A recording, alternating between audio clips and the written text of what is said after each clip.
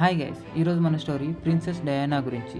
Princess Diana ఎవరు? Diana ఒక British రాజకుటుంబానికి చెందిన ప్రిన్స్ చార్లెస్ మొదటి భార్య, బ్రిటిష్ మహారాణి ఎలిజబెత్ రెండు కోడలు. ఈవిడ ప్రిన్స్ విలియం, ప్రిన్స్ హ్యారీలకు తల్లి. ఈవిడను ప్రిన్సెస్ ఆఫ్ వేల్స్ అని కూడా పిలుస్తారు. అసలు ఈవిడ ఎలా చనిపోయింది, ఏంటి, ఈవిడ కథ ఏంటో తెలుసుకుందాం.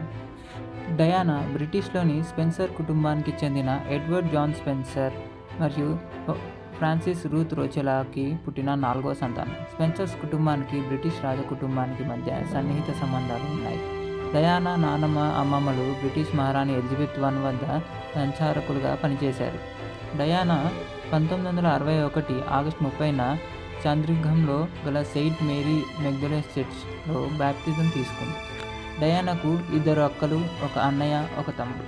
డయానాకు 7 సంవత్సరాల వయస్సులో వారిద్దరి తల్లిదండ్రులు విడాకులు తీసుకున్నారు. కొన్ని సంవత్సరాలు ఆవిడ తన తల్లి దగ్గర పెరిగింది. అటు తరువాత ఆమె తన తండ్రి ఆధీనంలో కొనసాగింది. ఈమె ప్రిన్స్ చార్లెస్ను మొట్టమొదటిసారిగా 1977 నవంబరు 16లో చూసింది. అప్పుడు ఆవిడ వయస్సు 16 సంవత్సరాలు. తర్వాత ప్రిన్స్ చార్లెస్ తనను తన ఉన్న కోటకి ఆహ్వానించాడు. అలా వాళ్ళ సాన్నిధ్యం పెరిగింది. కొన్ని సంవత్సరాల తర్వాత ప్రిన్స్ చార్లెస్ నవంబరు 1980వ సంవత్సరంలో తమ స్కాటిష్ భవనంకు డయానాను తీసుకువెళ్ళి తన అమ్మమ్మకు, ఎలిజబెత్ మహారాణికు మరియు తన తండ్రికి ఫిలిప్కు ఆమెను పరిచయం చేశాడు. వారందరికీ డయానా చాలా బాగా నచ్చింది. 1981 ఫిబ్రవరి 6వ తేదీన ప్రిన్స్ చార్లెస్ తన ప్రేమను డయానాకు తెలియచేశాడు. వెంటనే డయానా నాకు ఓకే చెప్పేసింది. డయానా అతని ప్రేమను అంగీకరించింది. 1981 ఫిబ్రవరి 24న వారి నిశ్చితార్థం జరిగింది. అదే సంవత్సరంలో వారి వివాహం జూలై 29న లండన్లోని సెయింట్ పాల్ కథీడ్రల్లో జరిగింది. వివాహం జరిగినప్పుడు డయానా వయసు కేవలం 21 సంవత్సరాలు మాత్రమే. కొన్ని సంవత్సరాల తర్వాత వాళ్ళిద్దరికీ 2 పిల్లలు పుట్టారు. వారి పేరు ప్రిన్స్ విలియం మరియు ప్రిన్స్ హ్యారీలు. ప్రిన్స్ డయానాకు తన 2 పిల్లల్లో విలియం మరియు హ్యారీలు అంటే చాలా ఇష్టం. వాళ్ళ 2 బాగోగులు తనే చూసుకునేది. తనకు ఎంత పని ఉన్నా సరే వాళ్ళని స్కూల్ దగ్గర తనే డ్రాప్ చేసి తిరిగి వచ్చేది. మరి తనే వెళ్ళి పిక్ చేసుకొని వచ్చేది.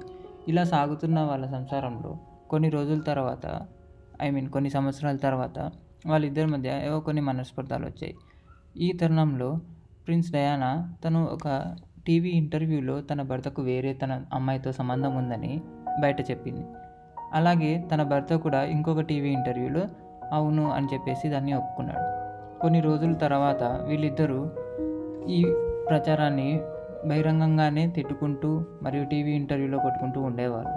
ఇదంతా బంకింగ్హామ్ ప్యాలెస్లో నుంచి అందరూ చూస్తూ ఉండేవాళ్ళు. తమ కుటుంబ పరువు రోడ్డున పడుతుందని బంకింగ్హామ్ ప్యాలెస్లో నుంచి కొందరు అనుమానపడ్డారు. అందుకే ఆ కారణం చేత వాళ్ళిద్దరికీ విడాకులు తీసుకోమని సూచించారు. ప్రిన్స్ తను వెంటనే ఓకే అన్నాడు. కానీ డయానా వెంటనే ఒప్పుకోలేదు. కానీ కొన్ని రోజుల తర్వాత వాగ్వాదం జరిగాక కొంత అమౌంట్ తనకి ఇచ్చి దాన్ని విడాకులకి ఒప్పించారు. విడాకులు ఇచ్చిన కొన్ని రోజులకి ప్రిన్స్ ఇంకొక పెళ్లి చేసేసుకున్నాడు. అలాగే కొన్ని రోజుల తర్వాత ఒక ఈజిప్ట్ యువరాజు వాళ్ళ కొడుకుతో ప్రిన్స్ డయానా ఇంకొక అబ్బాయితో డేటింగ్ చేయసాగింది. ఇది ఇలా ఉండగా ప్రిన్సెస్ డయానా మాత్రం తను చేసే మంచి పనులు ఎప్పుడూ ఆపలేదు. తను చేసే మంచి పనులు అలాగే కొనసాగిస్తూనే ఉండేది. తను ఎంతోమంది పేషెంట్లకి సహాయం చేసింది. ఎంతోమందికి ఆదర్శంగా నిలిచేది. ఎంతోమంది తన దగ్గర సహాయం కోసం వచ్చేవాళ్ళు. వాళ్ళందరికీ సహాయం చేస్తూ ఉండేది.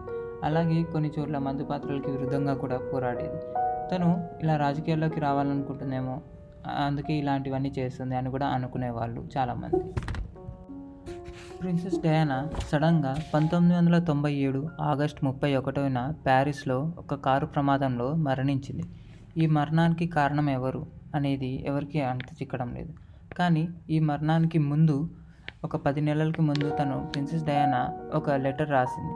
అది ఒక పత్రిక వాళ్ళు విడుదల చేశారు. అందులో ఏముందంటే, నా భర్త నన్ను చంపడానికి చూస్తున్నాడు, నా కారు బ్రేకులు ఫెయిల్ చేసి నన్ను చంపేయడానికి చూస్తున్నాడు అని అందులో పేర్కొనింది. ఇక్కడ అనుమానం కలిగించే విషయం ఏంటంటే, ప్రిన్స్ డయానా మరణించే అప్పుడు తను ప్రిన్స్ చార్లెస్ నుంచి విడాకులు కూడా తీసేసుకొని ఉంది. అలాగే తన కారు ఎవరైతే డ్రైవ్ చేస్తున్నారో ఆ డ్రైవర్ ఇంట్లో చాలా డబ్బు దొరికింది. అలాగే తను చనిపోయే ముందు రోజు ఆ డ్రైవర్ ఇంట్లో అండ్ అలాగే బ్యాంక్లో కూడా చాలా నగదు డిపాజిట్ అయినట్టు ఇన్వెస్టిగేషన్లో బయటపడింది. ఇది పక్కా ప్లాన్ చేసిన మర్డరేనా లేదా యాక్సిడెంటల్గా జరిగిన యాక్సిడెంట్ ఇప్పటివరకు తెలియదు. యాక్సిడెంట్ జరిగిన వెంటనే డయానా హాస్పిటల్కి తీసుకెళ్ళారు. యాక్సిడెంట్ రాత్రి 1 గంటకి జరిగితే అక్కడ తనను హాస్పిటల్కి తీసుకెళ్ళడానికి అదే అర్ధరాత్రి 2 అయింది. గంట సేపు తనను అంబులెన్స్లోనే ఎందుకు తిప్పారు? అసలు ప్రిన్స్ డయానా హాస్పిటల్కి తీసుకువెళ్ళాలనే ఆలోచన ఎందుకు వెంటనే రాలేదు?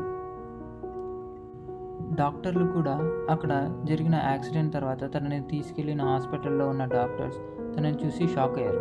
ఎందుకంటే తన గుండె ఎడం పక్క నుంచి కుడివైపున జరిగింది అని అన్నారు. అండ్ అలాగే ఎంత సర్జరీ చేసినా కూడా ఉపయోగం లేకుండా పోయింది అని చెప్పేశారు. డాక్టర్లు కూడా లాస్ట్కి చేతులు ఎత్తేసారు. వాళ్ళు కూడా తనని బతికించలేకపోయారు. కానీ తను మరణించిన తర్వాత ప్రపంచం మొత్తం దిగ్భ్రాంతికి గురైంది. ఎంతోమంది ఆవిడ మరణ వార్తను విని కన్నీరు పెట్టుకున్నారు.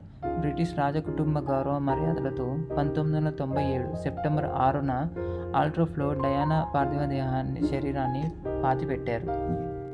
డయానా మరణ వార్త విన్న చాలామంది వెంటనే బంకింగ్హామ్ ప్యాలెస్కు తమ నివాళులు అర్పించాలని పూల బొకేలతో అక్కడికి వెళ్ళారు.